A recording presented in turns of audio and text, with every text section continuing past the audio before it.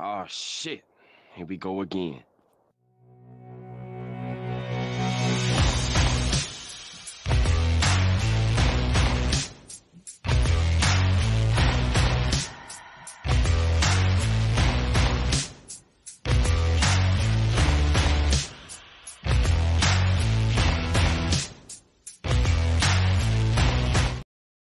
Hello and welcome out to this week's episode of Outbreak Gamers. I am your host, WebDave, David Anthony, big fat guy in a chair, whatever you want to call me. And I am so honored to have with us today HipHopGamer. Hip Hop, how you doing, buddy?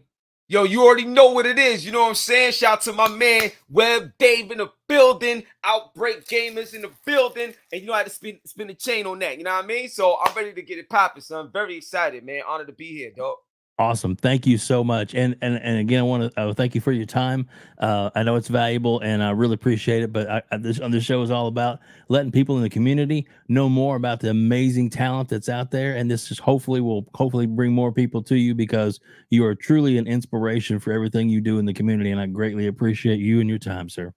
Thank you, man. I appreciate it. Like I said before, every time I get a chance to do anything, like this and doing interviews, it's always humbling. And I don't get jaded. You know what I'm saying? Like, this is not a job for me. It's my life. It's my lifestyle. So anytime I get an opportunity to do something like this, I don't care how big the platform is or whatever, just getting the opportunity to do it is so dope. So once again, thank you, son. Awesome. Well, I'm pretty hyped for you to be here, and obviously that's kind of obvious. But but I like to start things off with like, what was the first job that you ever had? All right, so here's something that's so funny because I don't think anybody ever asked me that. So this is gonna be the first time I answer this, right? Right. So I used to pack bags when I was a kid, son. I used to pack bags at the supermarket, and my sister, she was at the cashier, like she was on the register. So I used to pack bags for my sister. So that was like the first job I had. Now, what's so interesting about that though is I was making good money. Like, word up. So I'm like 11 years old, 10, 11, 12 years old, right? And go especially in the summertime when we out of school, go pack bags, and we used to go to Key Food.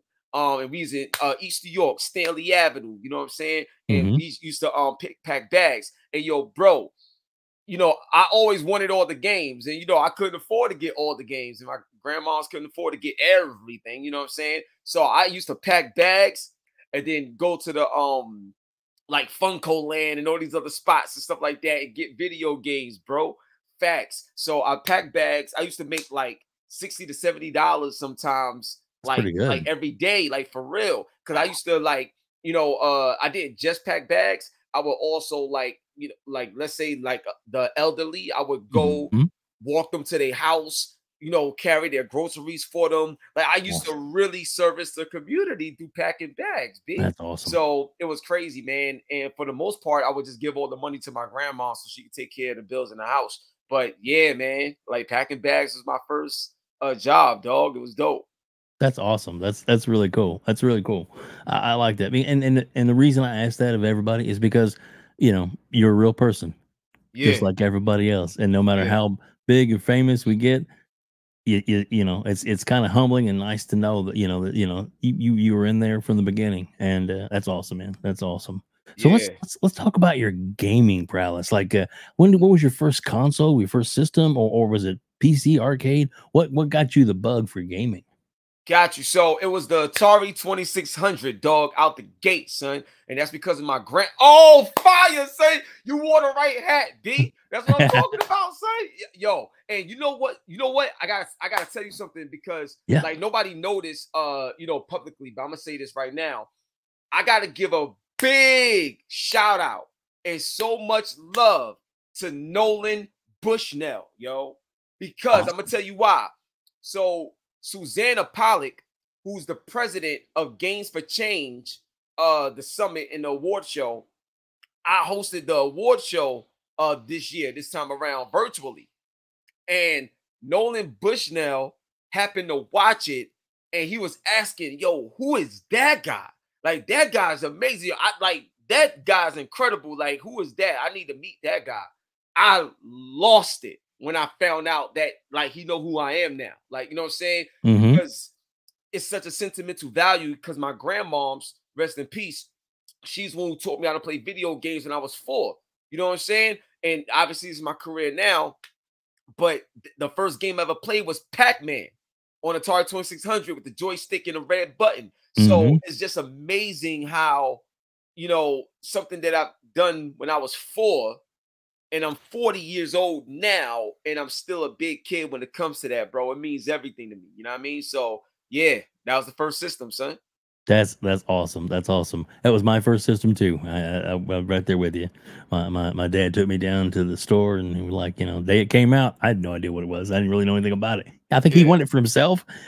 I was the excuse, you know, to kind of get in there. And then of course, exactly. And then once I figured out what was going on, it was like, ooh, I like this. Gaming is fun.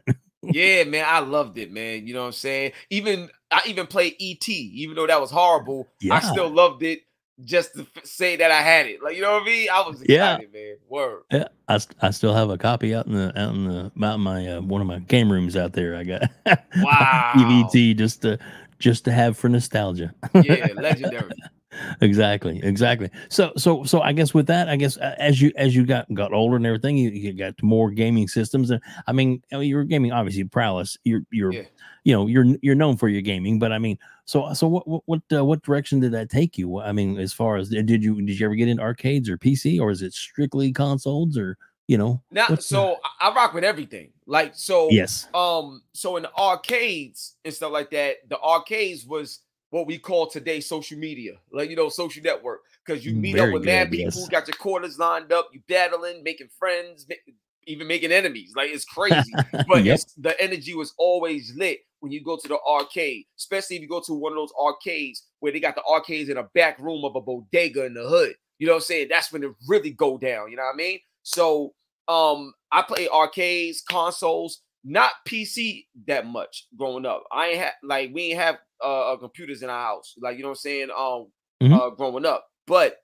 what's interesting though, I used to be one of them dudes that was like console only, PC is whack, because my mentality towards PC when I was younger was who's gonna play with a mouse and keyboard? I need a controller. So I never looked at PC as an option, period. And then secondly, I didn't know PC had a lot of the games that the consoles had, because what I knew of PC, I'm thinking of Solitaire and World of Warcraft and stuff like that. I ain't thinking about like games as NBA Jam and Mortal Kombat and all this other stuff that I'm experiencing on on PC. So I always had this PC whatever. I just used it to browse the internet and stuff like that. That's what a PC was to me. And then something changed. So literally, when I got into the industry, and this is all the way back in 2008, you know what I'm saying? When I got into the industry, shout out to my man Torrance Davis. He's the one who brought me in the industry professionally. And he was ecstatic over PC gaming. And he used to always go back and forth. And then he started putting me on more to about the ecosystem of PC gaming and all the cool things you could do and the freedom and the mods and just all this other open source stuff you could do to make games even more fun and cooler as opposed to what we did on console. And then the more I started to go to different press events and meet developers and all this other stuff and seeing all these games run on PC first before you even get the console, I was like, oh, shoot. Now, one thing that I love so much about console that I didn't even know PC had, I love Game Genie and Game Shark and Action and Pro Action Replay Max and Codebreaker. I loved all that stuff. Tips and tricks in the magazines, just putting in cheat codes and doing. I love that stuff growing up.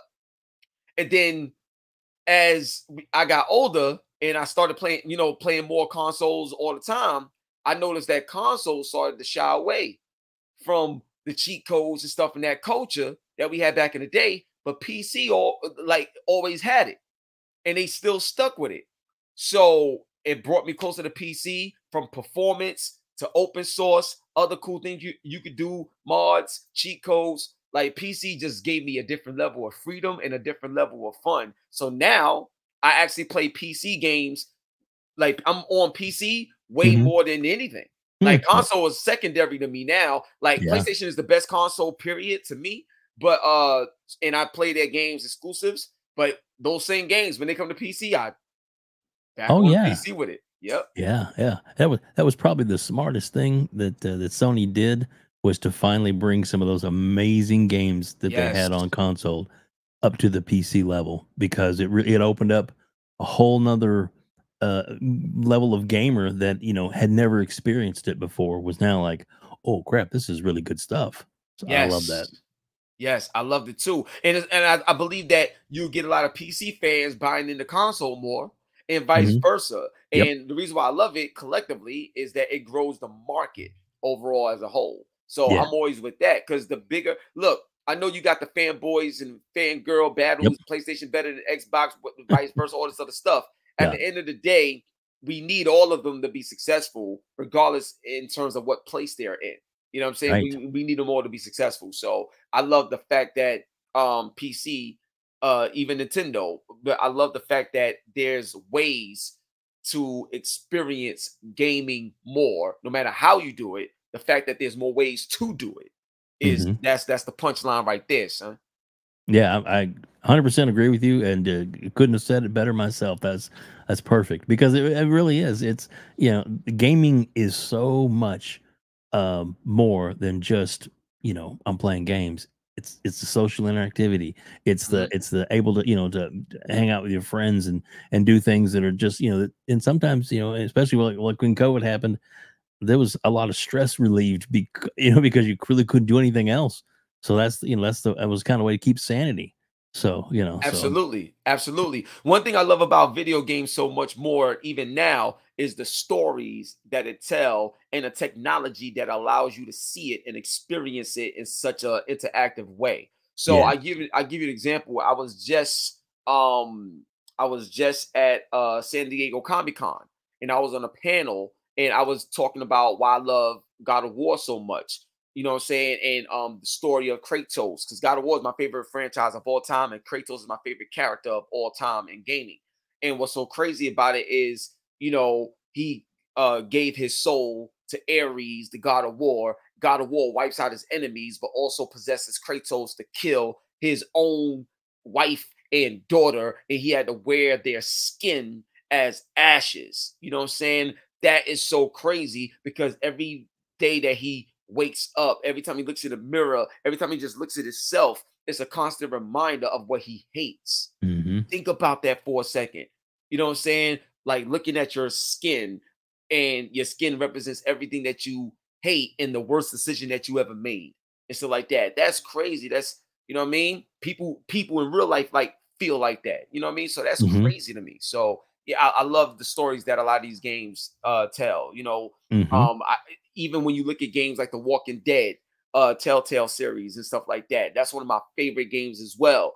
And you control and lead, you got to protect Clementine, and that's not even your daughter, but the relationship. I mean, it looked like it's as if it was like, oh Right. man, son. And then it highlights, you know, like what fatherhood and family is, and sacrifices and tough decisions and these characteristics. And games, bro. Love games, bro. Exactly. Yeah. They're amazing, amazing content. I love it. I love it. And I agree everything you said on that too, because that's it really, the stories really, I mean, and they can go anywhere. That's what's so Hmm. cool about it, to cover any, kind of genres perspective, or anything that you're into. You can Yep. find it. Even sports games, man. There's Yep. so much fun. Your favorite team, and you're the one that takes them to the championship, kind of thing. Yo, And man, look at my jersey, son. You know what I'm saying? I there got I you got the go. teams on my jerseys. You know what I'm saying? So I yeah, man. Yeah, I Word love up. it. I love it. I love it. Turning back to games just a little bit. So you said you mainly were on console earlier, but then you grown to love PC, which is awesome. I think so as well. But then I guess what was the point in your career to where you got to where it was, love playing games. You have this. You have your persona. You live the life, but how did that become to where you to be a spokesperson at all? Like how did what went from gaming to spokesperson, and then we'll get to where you are today. Got you. So the persona was always there. You know what I'm saying? In terms of my energy. You know what I mean? Yeah. I could be in church. I could just be going wherever I'm at. I was always a hyper kid.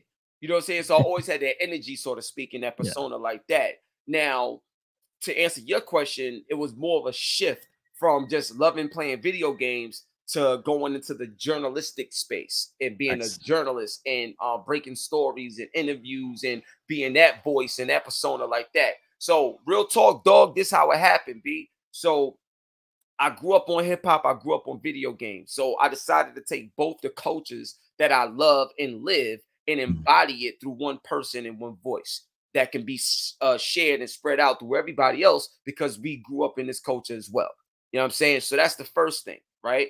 And secondly, from a journalistic standpoint, I didn't set out to be a journalist. Like it kind of fell into my lap. So my boy Torrance, you know, he's a journalist. And then he told me that, yo, I want you to go to this event. It was my first ever PR event for video games. It was my first ever coverage, right? So I went there, and I believe it was with this company called Mike Myers Public Relations, and I was covering this game based off the movie Happy Feet. So it was Happy Feet, and it was a couple of other games. I think it was a snowboarding game as well, and something else. And what was so crazy about all of this is when I got there, you know, I'm asking all of these passionate questions that a real gamer would love to ask and love to know.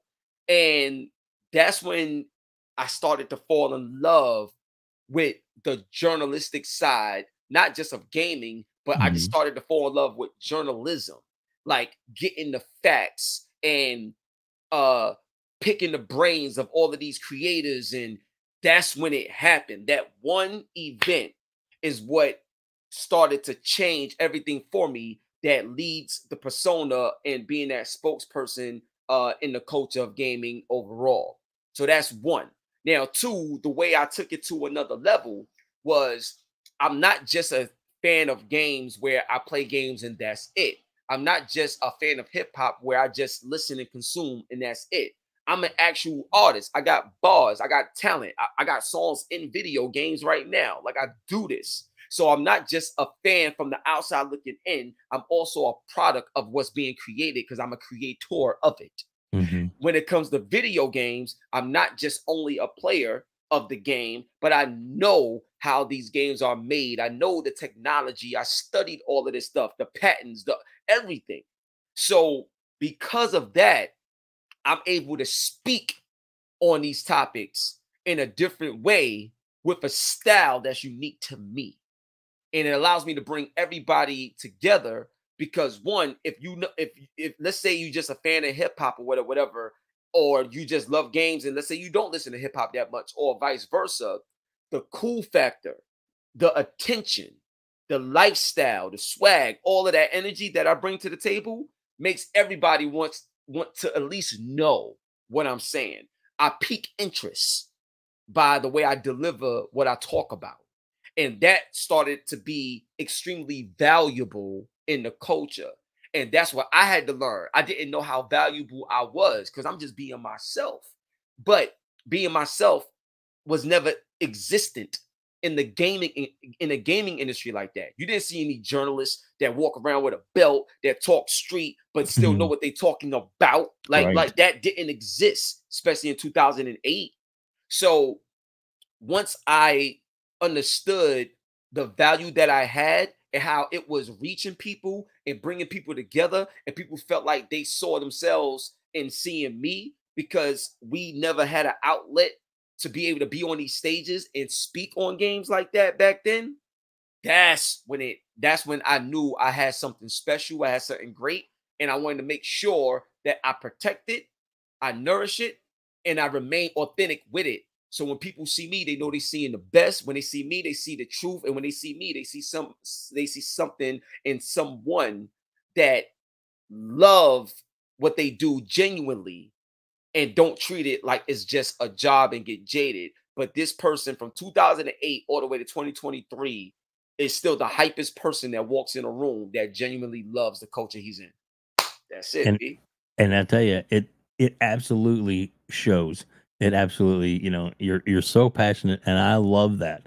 I think it's infectious, and it, you know, you bring out the, you know, the best in other people. I think you really do. So you talked about your musicianship. So what games have you worked on? Can you talk about some of that? Of course I can. So All right, let's do it. I did the theme song on Watch Dogs 2. It was me and my man DNA, who's one of the dopest battle rappers, top 5 in the industry. And then also I did the theme song for Twisted Metal. So when you finish the Twisted Metal game, Rob Zombie track come on, and then my track comes on. It's called Get Twisted. So I did that. You know what I'm saying? I wrote a song for Destiny, and they used it in their marketing materials and stuff like that. So I did a song for the Destiny game, and I got plenty of other songs, but I just did something major.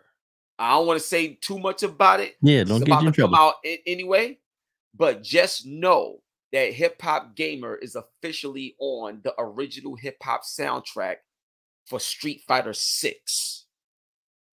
It's a wrap. That's all I'm telling you right now. It's a wrap. Ain't nobody touching what we put together. So that's yeah, amazing. That's amazing. And thanks for that little nugget. I appreciate that. Yeah, facts, bro. Facts. That's awesome. That's awesome. Now, obviously, you got into the journalism thing. You're a musician, but there's events. I mean, you've been at this for a while. Like a good friend of mine, Mr. Boomstick XL. He said, shout out to Boomstick. Yeah, he told me he said he met you at a convention, and he said he said you are the most real person he's ever met in his life, and that's a big compliment to you. And he you know, so he's looking forward to listening to this interview as well as other people, I'm sure. But yeah, so with that, I mean, obviously we all had, went through the COVID and everything, but now it's, everything's kind of back on track and firing up on all cylinders, and you are a busy man. I mean, you're all over the place. And not only that, but you have this partnership with Hot 97. I mean, tell us a little more about some of that. Yeah, so it's crazy, man. Very busy as always, and I love it. So what I tell a lot of content creators overall too is one thing about me, I'm not just talent, I'm also the business. So just like when you think of the Kevin Harts of the world and the Jay-Z's of the world and stuff like that, they're talent, but they're also the business. And Jay-Z said it best. I'm not a businessman, I'm a business man. You know what I'm saying? So let me break it down for you like this. Okay. I'm the first gamer to be nationally syndicated with my partners over at AURN on hundreds of radio stations nationwide, period, with a program segment that I have called the 660. I created it, trademarked it, I produce it, everything. I own it, right? Mm-hmm. And it's nationwide. As I'm talking to you right now, I'm on air in LA, Chicago, right here in New York, Kentucky, like Louisiana, like everywhere. It's crazy. Nice. That's one. Two, I'm the first gamer to bring gaming and finance together on the New York Stock Exchange. So you see me there pretty much every week or two. Mm-hmm. You understand what I'm saying? So that's two right there. Three, in the gaming industry, period, especially when I was coming up in it back in 2008, a lot of people had a fear of being real and being authentic because they was worried about what they was going to lose. If they told the truth, they'll lose a relationship. Case in point, look at what happened with GameSpot when what's the name? I can't think of his name right now, but the video game that they was talking about was Kane and Lynch. Oh yeah. And Kane and Lynch was a horrible game. Dope concept, but gameplay wise, it was horrible. Jeff Gertzman. That's what it was. Okay, Jeff yeah, Gertzman. yeah. Mm-hmm. And shout out to Jeff Gertzman too. One of my favorites, man. He's amazing. Legend. And He told the truth and got fired. But the thing is, nobody could ever fire me since day one. I've been my own boss, got my own company. I do what I want to do, period. So the point I'm trying to make is people had a fear of being real and a fear of being authentic. So when somebody that you don't even expect to even be a part of the gaming industry and the gaming culture, when you see that happen, it's crazy. Because now you got somebody that's authentically who they are, not just when you watching them on TV or watching them on, but when you see them in person, shake their hand, give that energy, that's what's there and stuff like that. So here's the deal, right? I'm up here working in the industry, and when people see me, they like, yo, that dude is the realest. And to prove my point, right? Shout out to my man, Michael Pachter. I always go to his E3 brunches and stuff like that, right? And they're always amazing. Everybody's there. Everybody's there. Phil Spencer, you know what I'm saying? My man Adam Boyce from Iron Galaxy, the presidents of all the companies, like it's huge, right? There was a gentleman, I think his name was Greg, and he used to work at IGN or GameSpot or something like that. He came up to me. Now, I never met this dude ever in my life before, like that particular day. And I believe this was in 2018, right? So he came up to me, right? And he was like, yo, I know you don't know me, but I wanted to like show you mad love because I seen you throughout your whole career and you've always been you. And I ain't gonna front. I was a little jealous of that. I was a little envious of that. He was very open, real, and honest with me.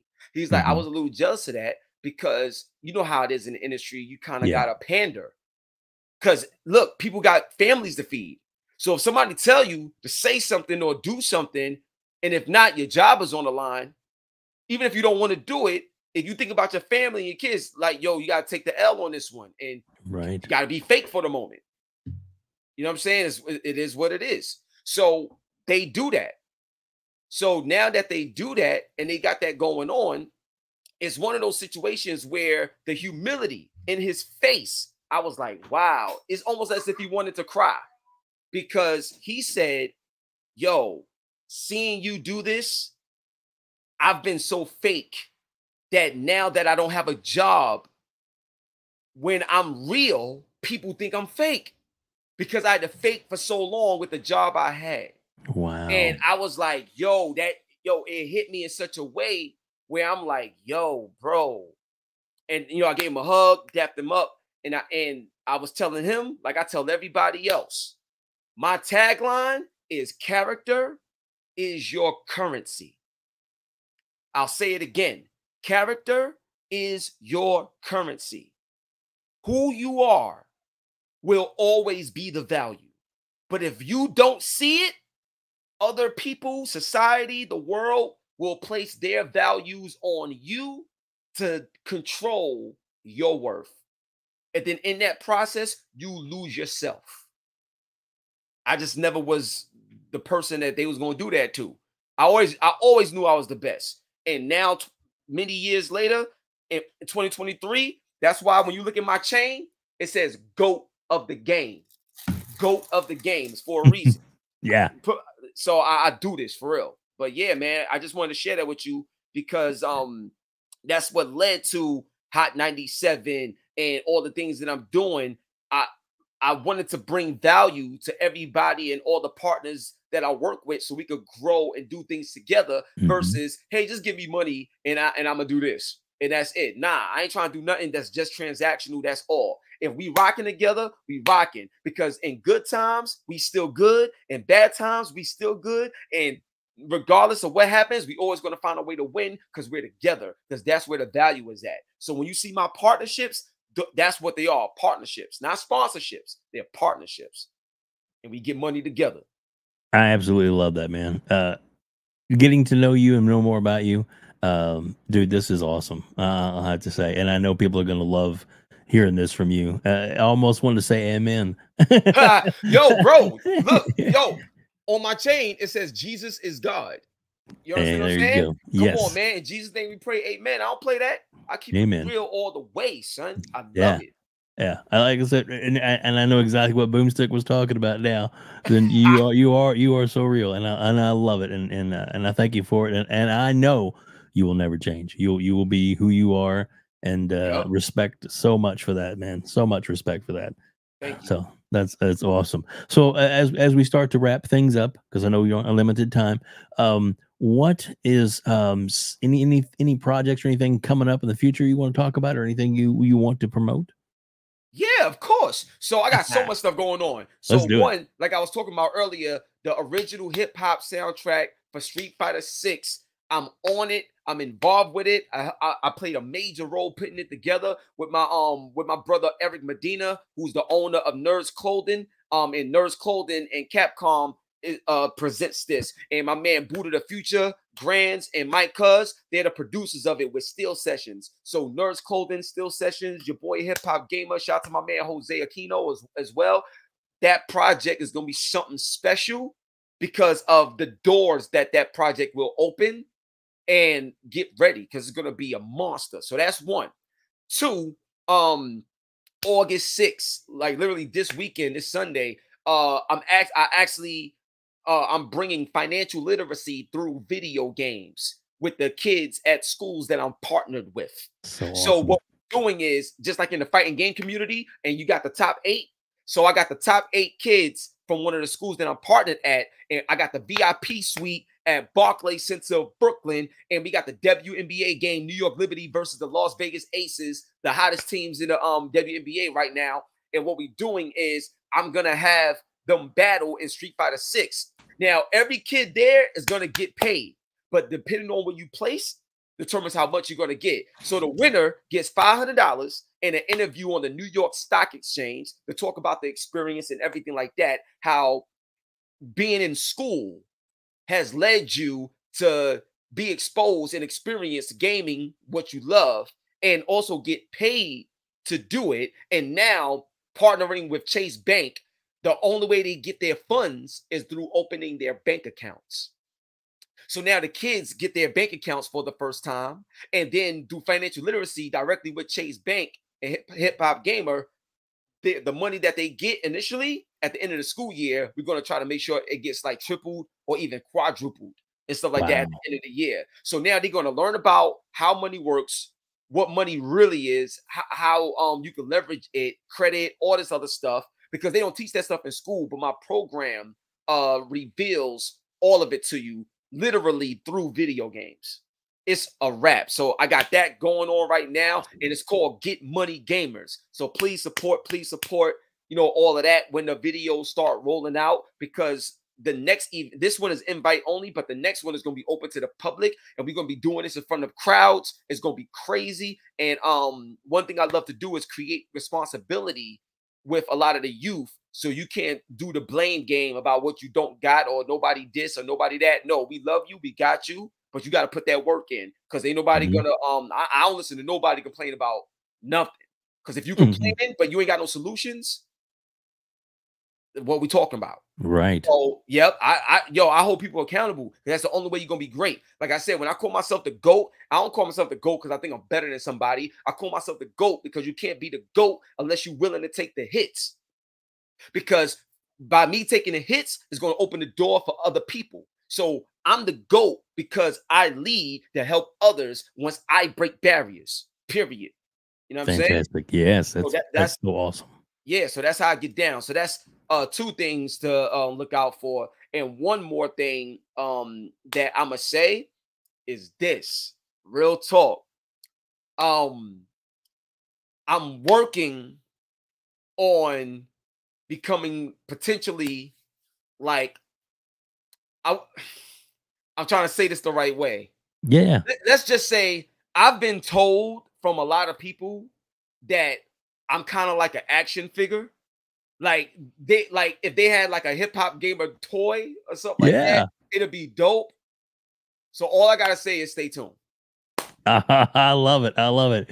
Ooh, I love the teasers in the air today. This is awesome. Yeah. Sir, I can't tell you how much I have enjoyed this, because I have absolutely thoroughly enjoyed this conversation with you.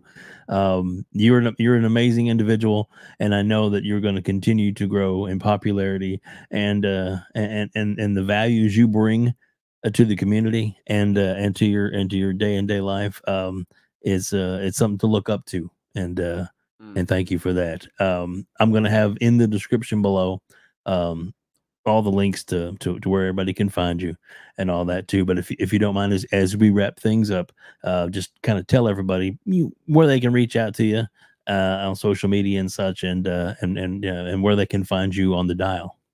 Got you. So, yo, I tell everybody this: just Google me, dog. HipHopGamer. It's my name. It is only one HipHopGamer. It's trademarked. It's official. You know what I'm saying? Go to the game. HipHopGamer. I'm everywhere on every platform as HipHopGamer. You understand what I'm saying? So just Google me. I'm everywhere. One love and God bless. And if there's anything that I can ever do to be valuable to y'all that's listening, that's watching, and also to you, Dave, hit me up. Don't hesitate. DM me on Twitter or DM me on IG. You know what I'm saying? I'm very, very, very well connected. I can help a lot of people do a lot of amazing things. So you got to ask yourself, what's your why? What do you want to do? Be honest with yourself with it, because you don't get a second chance at a first impression. So make sure whatever it is that you want to do, right? Put your all into it. Have no fear when you make your move. You know what I'm saying? God don't give us the spirit of fear, but the spirit of a sound mind. So I'm telling you right now, bring your A game, because you never know where the blessing is going to come from. So if you really stuck right now in any situation that you're in, or you feel frustrated, whatever it is, there's help out there. Reach out, and we do the best we can to help out. One love and God bless, man. It's the GOAT, baby. Outbreak all day. I love it. I love it. HipHopGamer, again, thank you so much for being here. Amazing. You're an amazing individual. And stick around for just a second as we wrap things up here. And thanks everybody for joining us. Don't forget more shows. This is episode 72. Lots more interesting interviews as well coming. But this is going to be definitely one of the keystones. And I do appreciate your time, man. This has been amazing. And thanks everybody for tuning in here at Outbreak Gamers.